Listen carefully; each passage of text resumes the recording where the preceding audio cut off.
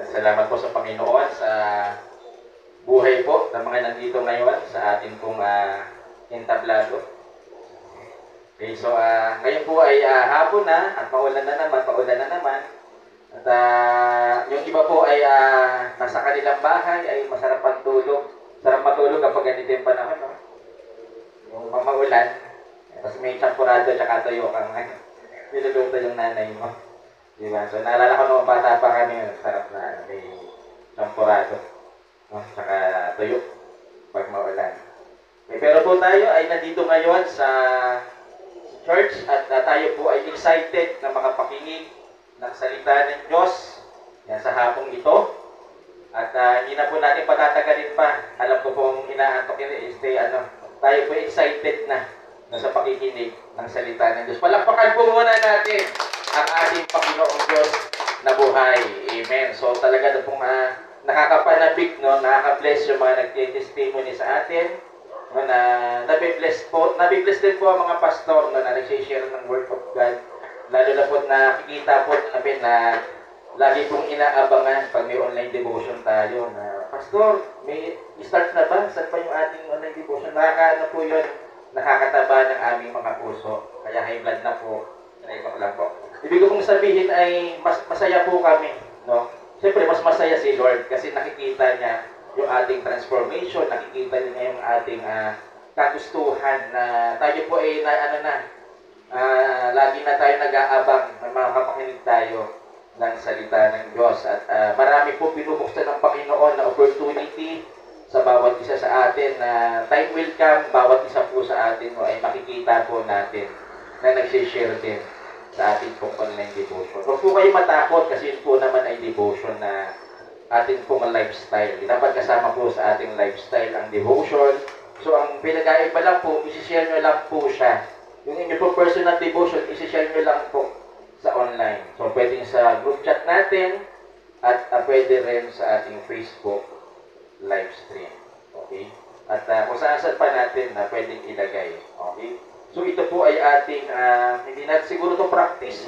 Yung application na ng ating mga knowledge kasi ilang gano'n na pa tayo katagal na mananampalataya at naglilingkod sa Diyos. Kaya ngayong mga huling araw ay atin na pong sulitin. Sulitin po natin na bawat minuto na binibigay sa atin ng Panginoon na tayo nakakapaglingkod sa Kanya. Dahil yung iba po natabunan na semento ng mga gusali. Nakikirami kami sa mga nasawi dahil po sa mga sunod-sunod na kalamidad na nangyari ng mga lindol sa iba't ibang panig ng bansa. So hindi lamang sa Pilipinas. So uso na rin po sa ibang bansa. Okay, at ito naman po ay talagang mauuso. No, na, lalo na po kanina na ito po ay natakil din natin sa ating morning service, yung mga signs ng mga huling araw. Okay? At ngayong hapon po, bilang pagpapatuloy ng ating pong submission na topic this month of October. Okay, so napakahalaga po, no, na tayo po ay nabibigyan natin ng pansin yung word na submission o yung pagpapasako sa Tagalog. Tama po ba? Okay. Inisip natin submission, yung pagsasubmit ng mga test paper, no, sa ating mga teacher. Okay, so ito pong submission ay pagpapasakop. At last week ay natalakay po ni Pastor Adonis, no, yung iba't ibang uri ng pagpapasakop. Kaya pagpapasakop sa asawa, yan, sa pagpapasakop ng anak sa magulang. Pero ngayon, yung magulang nagpapasakop na anak. yung anak na yung nasusunod, hindi yung magulang. Kung gusto ng anak, yun agad ang ginagawa ng magulang. Pero yung gusto ng magulang sa anak, hindi nila ginagawa. Hindi ko sinasabing lahat, karamihan lang po. No? Po yung ating generation na millennial, Gen X. Okay, so bawat year, meron mong tawag. Okay. So tapos sa mga batang 90s, o sino po yung mga 90s dito pinanganak? Ayan. Tatlo lang tayo. Yung iba 80s, 2000, 70s, 80s, 80s at saka 70s. Okay. Ayan po, nagkakabuking nga na tuloy, nakakababaso, nabubuking tuloy yung ating mga edad. Na? Amen. So okay lang po yan. Ang mahalaga po tayo nananatiling buhay. Amen. At yung ating po pag-aaralan sa hapon ito, ibababasa po natin sa aklat po ng Lucas, chapter 15, verse 20 to 24. Basahin ko po muna yung ating pong verse na pag-aaralan sa hapon ito. Okay? So sabi po lang sa verse 20, at siya'y nagpasyang umuwi sa kanila, malayo pa'y natanaw na siya ng kanyang ama, at dahil sa matinding awa ay patakbo siyang sinalubong, niyakap at binalikan. Verse 21, sinabi ng anak, Ama, nagkasala po ako sa Diyos at sa inyo. Hindi na po ako karapat-dapat na tawaging anak ninyo. Verse 22, ngunit tinawag ng ama ang kanyang mga alila. Dali, kunin ninyo ang pinakamagandang damit at bihisan ninyo siya. Suotan ninyo siya ng singsing at ng sandalyas. 23, katayin ninyo ang pinatabang buya at tayo'y kumain at magdiwang. Verse 24, sapagkat ang anak kong ito ay namatay na, ngunit siya ay nabuhay. Nawala, ngunit muling natagpuan, at sila nga'y nagdiwang. Okay, salamat po sa salita ng Diyos. Dahil po muna isang dali na manalangin sa ating Panginoon. Panginoong Diyos, maraming salamat po Lord sa hapong ito. Salamat Lord sa inyong mensahe na inyong pong nais iparating sa amin sa hapong ito. At humingi kami Lord ng wisdom Lord na nagmumula sa iyo upang amin pong namnamin Panginoon ang bawat salita po Panginoon na inyo pong ihahayag sa amin Panginoon. Lord, ito po'y magsilbi sa amin na aral, paalala Panginoon at ang iyong kabutihan, pag-ibig na siyang aming maranasan. Sa hapong ito ang lahat ng ito Lord ay amin pong sabag dalangin sa ngalan po ng iyong anak na si Jesus. Amen. Okay, so balik po tayo sa ating topic na submission o yung ating pagpapasakop. So ito po ay isang salita, subalit maraming salita yung pwede nating i-describe sa pagpapasakop. O kaya yung mga salita na pwede nating sabihin na, Pastor, nagagawa namin magpasakop. Amen. Salamat sa Diyos kung nagagawa po natin magpasakop. Pero yung iba po ay nagkakaroon po sila ng mga hindrances o obstacles. Yung mga bagay na pumipigil sa kanila para po sila ay magpasakop sa Diyos, sa pamahalaan, sa kanilang magulang, at maging sa mga church leaders na tinalaga ng ating pong Panginoon. At napakahirap mga kapatid na kapag tayo po ay nandun sa sitwasyon na kung saan mas pinili natin na hindi magpasakop. At nung pinili natin na hindi magpasakop, tayo po ay napalayo sa ating Panginoon. Katulad po nung nabasa natin kanina, alam po lahat po ay pamilyar po dun po sa parable ng prodigal son. Okay? Yun po yung binasa natin kanina. At siya po, hiningi niya yung kanyang mana sa kanyang magulang at kanyang binenta. At yung pinagbentahan, nilustay niya. No? Kung anong gusto niyang bilhin. Pero nung dahil dumating po matinding taggutom, at dahil siya po ay naubos na, yung pinagbentahan ay siya po ay namasukan na lamang sa isang piggery. O yung kanya po pinasukan ay nag-aalaga ng mga baboy. Kaya po, kung ano yung lifestyle doon, pati yung pagkain ng baboy, yung mga balat ng kamoting balinghoy, kamoting kahoy po na balinghoy sa amin po yan, okay? Ay kinakain na din niya. Kasi wala siyang choice, wala siyang ibang makain. Lalo na kaninong umaga, bata kinakain. No, kasi sa sobrang taggutom, wala nang, hindi na choose yung mga tao. O, kakainin na lahat, kahit mga bata. O, meron po mga bansa na gano'n. Kaya salamat sa Diyos, dahil tayo po naman, ay nakakapag-hamburger pa, nakakapag-milk tea pa. Namimili pa tayo ng iba't ibang flavor. May matcha, may macchiato, iba't iba. No? Kaya naman marami din tayong sakit na nagsisilitawan pag tayo nagkakaedad na. Nirarayuman na high blood na, diabetic. No? Okay lang yan. Kasi natikman mo naman yung mga sarap na natikman mo kung ikaw ay bata pa. Okay? Kaya maswerte tayo, mapalad tayo na nung bata tayo, naturuan tayong kumain ng gulay at prutas. Sino dito kumakain ng ampalaya? Yan. Yung iba, itlog Itlog ng pastor, yung halo mo sa ampalaya. Di ba? Ako hindi na lang kumakain dati ng ampalaya nung ako po ay grade 2. Alam nyo paano ko natutong kumain ng ampalaya? Nagutom ako noon. Kasi nung umaga, ampalaya yung ulam, hindi ako kumain. Hanggang umabot ng tanghalian, alas 3 na ako kumain. Sabi ko, tikman ko kaya itong ampalaya. Pag gutom ka pala, sumasarap din pala yung ampalaya. Hindi mo na maiisip yung pait eh. Kasi ang iniisip mo, mapunan yung tiyan mo. Kaya mula po noon, natuto na po akong kumain ng ampalaya. Doon ko na-realize na kahit pala mapait, kakayanin mo palang kainin. Eh, ayoko lang maranasan na magutom muna ako bago ako kumain ng ampalaya. Kaya sabi ko, pag ampalaya mo ulam, makain na rin ako. Di ba nang tiisin yung pait kasi may sustansya naman yun. Kaysa tiisin mo yung gutom, na kapag lagi ka nalilipasan ng gutom, magkaka-ulcer ka. O, di ba? Anong gusto mo? Magka-ulcer ka o yung magkaroon ka ng sustansya kahit ampalaya yung ulam mo? Amen? Amen. So, katulad din ng salita ng Diyos, minsan mapait po ito sa iba, kaya ayaw nilang kainin. Pero hindi nila alam, napakasustansya ng pakikinig at pagkain ng salita ng Diyos. Kaya nga po, no, habang meron pa tayong pagkakataon na kumain ng spiritual food, ay kainin po natin ng kainin.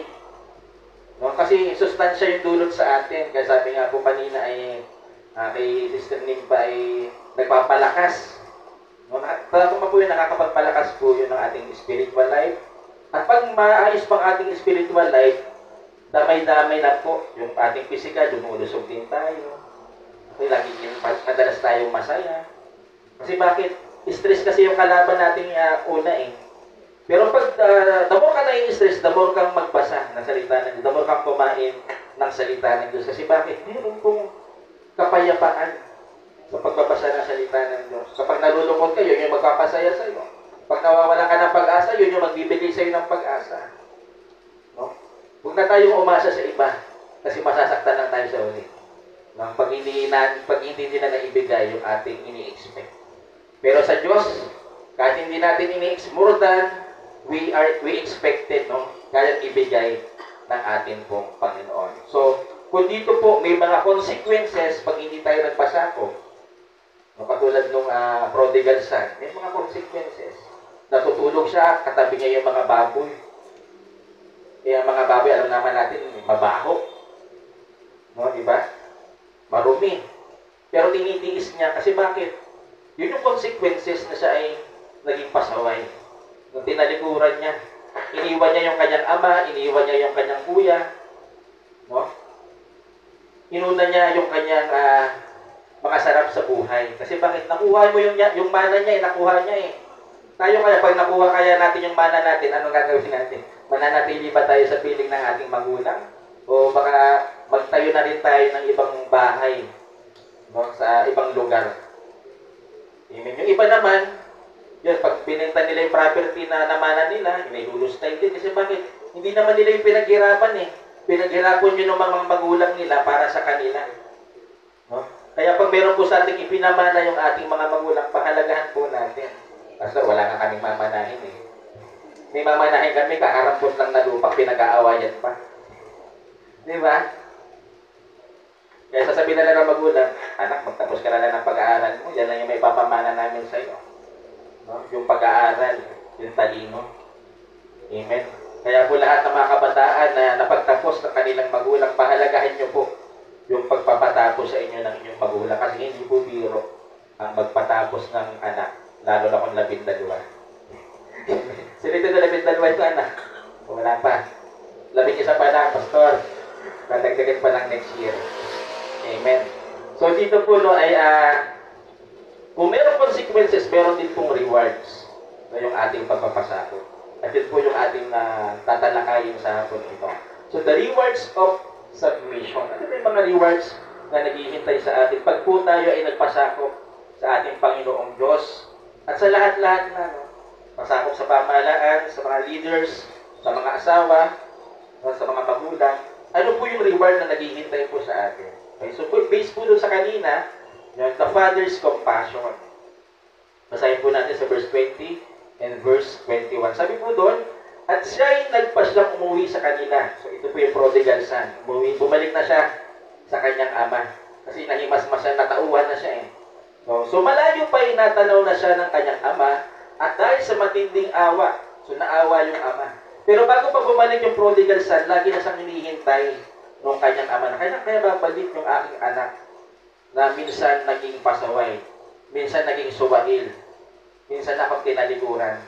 Pero dito po, ano po, no? Ayan. Sabi po doon ay, patakbo siyang sinalubong, niyakap, at pinalikan. Amen. So, nung dumating yung malayo pa yung kanyang anak, paparating pa lang, tumakbo yung tatay at sinalubong siya, niyakap siya, at pinalikan. Okay? At sinabi ng anak, Ama, nagkasala po ako sa Diyos at sa inyo, hindi na po ako karapat-dapat na tawaging anak ninyo. Okay? So, ibig mong sabihin, kapag po tayo, okay, so nagalak yung ama sa kanyang anak na muling nagbalik. At hindi lang basta nagbalik yung anak. Okay? Nagkaroon pa siya ng repentance. Amen? Natutuwa ang ating ama sa tuwing tayo po ay nagre-repent sa ating mga kasalanan. Inaamin po natin yung ating kasalanan. Tayo po ay nagpapakumbaba. No? Na Lord, sorry po kasi nagkasala ako. Sorry dahil tinalikuran ko po kayo. Amen? Sorry Lord kasi natuto na ako dun sa mga consequence na aking ginawa, yung maling naging desisyon ko sa buhay. Okay? Sabi niya, hindi na po ako karapat-dapat na tawaging anak ninyo. Imagine po natin, no? Anak ka na, tapos nahihiya kang bumalik sa tatay mo. Kasi bakit? Nahihiya ka kasi sa mga kasalanan na ginawa mo sa buhay. Minsan ganun din po tayo mga Kristiyano. Pag po tayo ay tumalikod sa ating Panginoon, tinalikuran natin yung ating Diyos, nahihiya tayong bumalik. Kaya yung iba, nagpapatuloy na lang. Kumbaga, hinihintay na lang nila na magkaroon sila ng siguro na matinding sakit bago ulit bumalik. Bago ulit lumapit sa Panginoon. Pero ito pong prodigal son dito, mapalad po siya kasi bakit hindi na niya pinatakal. Kaya inamin niya agad yung kanyang kasalanan at ang kanya, kahit hindi na siya ituring na anak ng kanyang tatay, basta makabalik lamang siya sa puter ng kanyang ama. Kaya sabi niya, hindi na po karapat-dapat tawagin anak ninyo. Okay. Pero kahit ganoon po yung naging response ng anak do sa kanyang ama, ay ano po yung kagalakan ng ama nung muling bumalik yung kanyang anak na napariwara dahil sa sarili din niyang desisyon sa buhay. Amen. Kaya kapag tayo po mga kapatid, minsan po tayo nagkamali na ng desisyon sa buhay. Minsan na po tayo napalayo sa ating Panginoon. At ngayon po nandito tayo ngayon. No? Na muli po tayo nakabalik sa ating Ama. Okay, na habang tayo po ay buhay pa, tayo po ay na-realize po natin yung ating mga maling naging desisyon dati. At tayo po ay nagkaroon ng desire na desidido na akong muling babalik sa Diyos Ama. Muli akong maglilingkod sa Kanya. Amen? Kaya po mga kapatid, ay sulitin po natin yung bawat oras, no, na meron pa po tayong chance na binibigay sa atin ng ating Panginoon. So pangalawa po is the Father's restoration. Yung una po is the Father's compassion. Yan, sulat nyo na lang po kasi, ayan. Kasi maulan po kaya yung signal ng ating monitor ay video choppy, yung mga signal. Number 2 po is the Father's restoration. Amen. Father's restoration. Verse 22. So ang sabi po sa verse 22, ngunit tinawag ng Ama ang kanyang mga alila. Dali, kunin ninyo ang pinakamagandang damit at bihisan ninyo siya. Isuotan ninyo siya ng singsing at ng sandalyas. Amen. So yan po, no? Ngunit tinawag ng Ama ang kanyang mga alila. Okay? Kunin ninyo ang pinakamagandang damit at bihisan ninyo siya, suotan ninyo siya ng singsing at sandalyas. Kasi bakit niyo pinasuot sa kanya? Siyempre, galing sa sa tahanan ng mga baboy. Siyempre, hindi siya hindi man nakaligo. Hindi ko alam kung naligo siya o hindi. Wala naman sinabi kung naligo siya.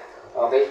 Pero dito po, since natuwa po ng kanyang ama, nung pinihisan niyang muli yung kanyang anak, At bakit po itong tatlong ito, yung damit, singsing, at sandalyas, yung pinabigay. So alamin po na, ano ba yung mga ano niyan, yung sumising po. No? Pero ano din po yan, literal din po yung pinasuot. Pero ating pong alamin, bakit? Ano ba yan? So sa English po, yung pinakamagandang ano is robe. Meaning covering of righteousness. Amen. Dahil nga po yung anak ay nagkasala, no? So yung mga kamalian sa buhay, kanya naranasan, yung pangit ng buhay, naranasan niya, no? So kaya po muli siyang binalot, gusto siyang balutan ng katuwiran. It is a covering of righteousness yung pong robe. Sumisimbolo dun sa robe. Okay, covering of righteousness. Na ito po ay mahalaga din po sa atin bilang mga Kristiyano. Yung righteousness. Amen? Sino po dito gusto? Meron din silang robe. Ano ang isura ng robe nun? Parang siguro, maganda siguro nun kasi pinakamagandang damit eh. Robe. Amen. So yung ring po is authority restored. Muling na-restore yung authority nung anak bilang isang anak. Amen, yung kanyang mga karapatan dun sa mga pag-aari ng kanyang anak. Muli po yung na-restore yung authority. At doon naman sa sandals, yung sonship, yung na-renew. Okay, yung kanyang pagiging anak ay muli pong na-renew. Okay, nagkaroon po ng restoration. Okay? So tayo pala, pag minsan tayo ay naging mga wasak, anong ibig sabihin ng wasak? Lahat na pariwara yung buhay, naging addict. Sino dito dating addict? Huwag po kayo mag-alala, hindi namin kayo i-dismiss. Hindi namin kayo isusuplong sa barangay.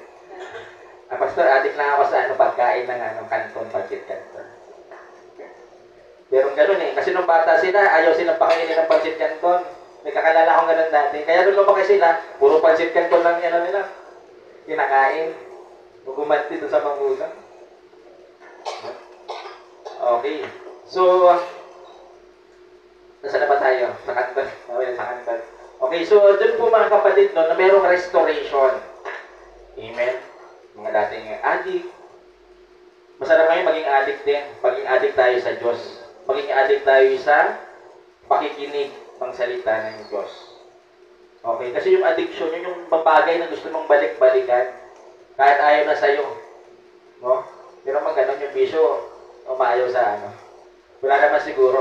Pero yun yung bagay na lagi mong binabalik-balikan kahit alam mong mali, kahit alam mong masama. Pero salamat sa ating Panginoong Diyos na sa po yung kanyang pag-ibig po sa atin, no, ay handa po siya na i-restore tayo, muli tayong buuhin sa kabila na tayo po ay naging wasak. Amen? Sino po dito pinuuna ng Panginoong Diyos? Yung iba? Pastor, processing pa kami. Nasa pa kami? Nasa proseso pa kami, Pastor. Binubuo pa lang. Amen? So, hindi man po tayo sabay-sabay, pero sunod-sunod. Sunod-sunod tayong bubuuhin ng ating Panginoon. At isa nga po, yung mga nagawa nating kasalanan dati, isa po yan sa ginagamit ng kaaway, no, para po tayo ay linlangin na. Huwag ka nang bumalik sa Diyos mo. Huwag ka na ulit magsimba. Dahil ka na lang sa mo. Nagkasala ka na rin naman. Ipagpatuloy mo na. Kaya kahit mga Kristyano, ganun eh. Pag meron tayong kapatiran, napupunan na natin na meron siyang katangian na negatibo, na pinupunan natin palagi na, si kapatid na ganito. Hindi naman to. Kumbaga, pag umaatin to, lagi na lang hindi yata ito naliligo. No? Meron pa ganun. Hindi naliligo, nangangamoy na. Pastor, nagpinagpawisan kami sa praise and worship eh. Kasi meron ganun, pag pinagpapawisan yung katawan, alam niya na yan. No? Pero, may mga kapatid din na, ay tanong kapatid din, chismosa itong kapatid na chismoso din. Bakit ba ito simba ng simba? Lagi na naman ito nagkakasana. No? Ang kapatid, ang tanong kasi doon, kung hindi mo yung palisimbahin, ano gagawin yan? Kung hindi siya pupunta sa church para makinig ng salita ng Diyos, alam mo na nga na gano'n yung kalagayan, palanayuin mo pa lalo sa Diyos. Ibig ko pong sabihin, dabang po tayo no, na yung ating kakulangan, yung ating kahinaan, ay dabang po siya na hindi po natin mapagtagumpay. The more po tayo na kailangan lumapit sa Panginoon. Malay mo, sa kakaating niya sa church, hindi na siya yung hindi na siya chismosa. Sana yung pinag-uusapan, ano kayo nangyari dito kay kapatid? Ikaw na ngayon chismosa. Kasi lagi yung buhay niya yung mo, sinishare mo sa iba. Di ba? So, amen. So, dito po ay tayo lamang ay talikuran natin yung ating mga kasalanan at muli tayo lumapit sa Panginoon at sa puwing tapat na tayo ay tanggapin at muling i-restore yung ating basag na naging buhay. At last but not the least is the Father's celebration. May celebration pala dito. Tayo may celebration din. Lalo na pag natatapos yung service. Ang dami natin celebration. Na kainan, inuman ng tubig, minsan Diyos, kadalasan kape. Pag walang kape, barley. Okay, barley, milk tea. Diba? Hindi tayo nauubusan ng celebration. Kasi bakit? Masaya po tayo. No? Makita pa lang natin yung ating kapatid, natutuwa na tayo. So, sino dito ang nakita yung kanyang kapatid, hindi natutuwa? Meron bang gano'n? Pastor, mukha pa lang, mukhang disgrasya. Mukhang hindi kami nabibless. Pero mga kapatid, tayo po, bilang mga Kristiyano, kailangan po ay tayo po ay, yung tingin natin sa ating mga kapatid ay mga pagpapala. Amen. Kahit yung mukha nila, mukhang hindi pinagpala. No? Ano na lang po natin? Unawain na lang natin. No? Kasi minsan din naman, gano'n din tayo. Yung mukha din natin, mukhang din. Mukhang hindi mo maipaliwanag. Tapos sila naman yung maaliwanas. So, weather lang po yan. Amen. So, dito po sa Father's Celebration, verse 23 to verse 24, yan. Katayin ninyo ang pinatabang guya at tayo'y kumain at magdiwa. Sapagkat ang anak kong ito ay namatay na, ngunit siya ay nabuhay, nawala, ngunit muling natagpuan, at sila ay nagdiwa. Amen. So dito po, bakit nagdiwang yung ama? Kasi ito po yung magandang nangyari. Yung kanyang anak dati namatay na, ngunit siya ay nabuhay. Pastor, hindi mabuhay naman yan, hindi naman namatay yan eh. Tama po ba? Sinabi bang namatay yung anak? Hindi, naglayas lang siya. Okay, Pero dito po mga kapatid, ang ibig sabihin po nung namatay yung kanyang anak, namatay po yung kanyang espiritu ng tao na yon. Amen. At muli siyang nabuhay. Sabi nung, ngunit siya ay nabuhay. Muling na-restore yung kanyang relationship sa Panginoon. Okay, muling na-restore yung kanyang relationship sa ating Panginoong Diyos. Nawala, ngunit muling natagpuan na minsan siya po ay napalayo sa ating Panginoon, ngunit siya po ay nagbalik loob sa ating Panginoon. At sa kanyang pagbabalik loob ay mas lalong tumindi pa. O yung kanyang paglilingkod, naging mas maganda yung kanyang relasyon sa Panginoon. Siguro minsan ganun talaga, no? Minsan, parang maisipan natin na maglaylo. Pero bilang mga Kristiyano, na kung totoo yung ating relasyon sa ating Diyos Ama, papagabalin tayo ng ating isipan, ng ating damdamin na parang, oo, naranasan natin yumaman, pero parang may kulang pa rin. Parang hindi pa rin tayo masaya. Iba pa rin yung kasiyahan na tayo po ay merong magandang relasyon sa ating Panginoon. Na yung ating pong pamumuhay ay naaayon sa kagustuhan ng ating pong Panginoon. Amen? Minsan, kaya po, biruan namin ng mga sa probinsya namin. Kasi may tabing po doon, kadalasan yung ganyan sa kaligtasan na yan. Diba na? Parang nawawala ba talaga yung kaligtasan? Nasabi nung isa, brother, ang nawawala naman yung tao ang nawawala eh. Hindi naman si Lord ang nawala sa atin eh. Tayo mismo ang nawawala. No? Kaya yung pagpapala ng Diyos nawawala din. Yung pangako ng Panginoon, nandiyan lang naman yan, hindi lang natin makuha. Kasi bakit? Tayo mismo yung umaalis. Hindi ko alam kung saan nagpupunta. No? Naranasan na natin yung kabutihan ng Diyos sa buhay natin. naranasan na natin kung gaano kasarap na tayo po ay nagpupuri. O sa mga umatin ng Don March, salamat sa Diyos sa buhay nyo. Okay, tandang-tandaan. Hindi ko malilimutan yung ating mga pangalan. Kasi bilang na bilang eh. Kita na naman si kapatid. Last week, ito rin na. No? Pero salamat sa Diyos dahil napakasarap po, no? Na sa simula ng ating araw ay tayo po ay nakakapagpuri at nakakapagpasalamat sa ating Panginoon. Kaya ini-encourage ko rin po ang bawat isa na bukod po sa ating online devotion ay tayo rin po ay umattend ng ating Don Watch. Kasi hindi po lahat ng tinuturo sa online devotion ay hindi po lahat ng tinuturo sa Don Watch ay tinuturo sa online devotion. No? Kaya umattend po kayo ng Don Watch. Amen.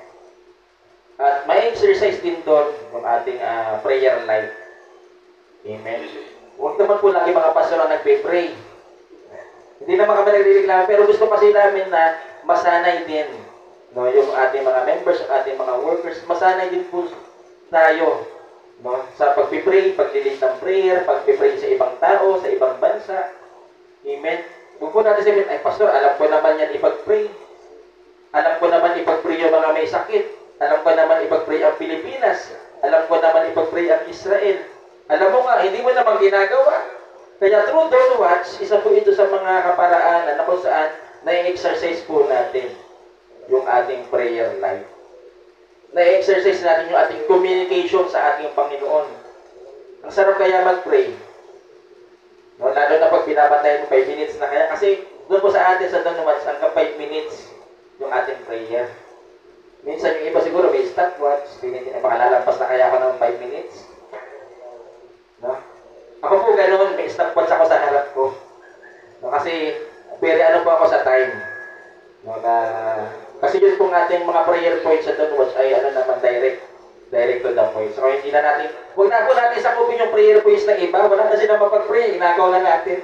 Kaya 5 minutes, kaya po, yun po ang purpose ng 5 minutes. No, para focus po tayo kung ano yung prayer points na na-assign sa atin.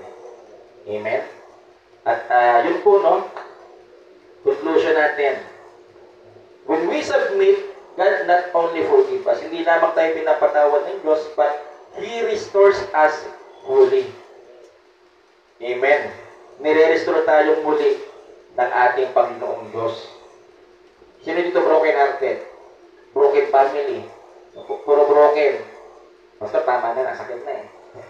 Pero good news, dahil once na tayo, the more tayo nagiging broken, the more natin kailangan ng ating Panginoon. At dun sa way na yon, dun niya tayo muling bubuuhin. Kaya wag po kayong matakot na muling mabroken. Kasi bakit? God will fix us. So, He restores us fully, buong-buo. No? At pag tayo muling nirestore ng Panginoon, maniwala kapatid, gagamitin ka niya sa kung saang ministry ka niya tinawag at gustong gamitin. At maniwala ka, wala kang choice kundi sumunod sa kung ano yung calling sa'yo ng Panginoon. Sino dito may calling? Hindi pa pastor po tumatawag. May calling kay Lord, ha? Hindi sa yung lagi yung katawagan. Amen. So lahat po tayo ay may calling. Alamin lamang po natin, no? Ipag-pray ng Lord, ano ba talagang calling mo sa akin? Kasi gusto ko nang gamitin mo ako. Gusto ko na magpagamit sa iyo. Amen. At salamat po sa dakilang pag-ibig ng ating Panginoong Diyos. Salamat sa kanyang pagmamahal sa atin. Na siya po, no, ay kumikilos sa ating buhay. Ayan. So, yun po, no, yung ating rewards pag tayo po ay nag-submit sa ating pong Diyos Ama. Kaya po sa mga sandaling ito, inaanyayan ko pong lahat, tayo po ay tumayo. Tayo lang po tayo, ha? Wala pong matutulog. Mahirap matulog na tayo. Sino na experience naman? Basta kasi sa balik namin, 10. Lahat nakatayo. Amen. So habang po tayo ay nakatayo, ay ating pong alalahanin, so, yung ating yung buhay na kung saan ay kasama natin ang ating Panginoong Diyos. At alalahanin po natin yung galak habang po tayo ay naglilingkod sa Kanya. po na bawat isa po sa atin ay may mga pinagdaanan dati na hindi ganun kaganda. Yan, may mga pinagdaanan na salungat sa kalooban ng Diyos. Subalit salamat sa ating Panginoon sa kanyang kabutihan sa bawat isa sa atin, sa kanyang pagiging tapat sa atin, na muli niya tayong binigyan ng pagkakataon na makabalik sa Kanya. Na tayo ay muli niya binigyan ng pagkakataon na muling makapaglingkod, na muling ma-restore yung ating buhay. Kaya mga kapatid, sa mga oras na ito, kausapin po natin ang ating Panginoon. Ipikit natin yung ating mga mata at magpasalamat tayo sa Panginoon sa kanyang kabutihan sa atin, sa kanyang kadakilaan sa ating buhay, na minsan tayo ay naging pasaway, minsan po ay tayo hindi nagpasakop sa kalooban ng Diyos sa ating buhay. Pero salamat sa Panginoon dahil siya po ay tapat sa bawat isa sa atin. Sige po, tayo po ay manalangin sa ating Panginoon. Lord, maraming salamat po Panginoon sa iyong kabutihan sa aming buhay. Maraming salamat, Panginoon, sa iyong pag-ibig, sa iyong dakila at nag-uumapaw na pag-ibig sa bawat isa sa amin. Panginoon, patawarin mo po kami, Lord, sa mga kasalanan na amin pong nagawa. Noong mga panahon na kami po ay mas pinili po namin ang aming sariling kagustuhan, mas pinili po namin yung mga bagay na gusto namin gawin kahit alam po namin na ito po'y taliwas sa iyong kalooban sa aming buhay. Kaya po, Panginoon, kayo po, Panginoon, ang siyang maghari sa buhay ng bawat isa sa aming Panginoon. Kayo po ang siyang magkontrol sa bawat pangyayari, Lord, na nangyayari sa mga panahon ngayon, na alam namin, Panginoon, na ito po ang inyong design, Lord, na kahit may mga kalamidad na dumadating, Panginoon, kahit may mga pagsubok na dumadating sa aming buhay, ay nananatili po kayo, Lord, na tapat at kumikilos sa buhay ng bawat isa sa amin, Panginoon.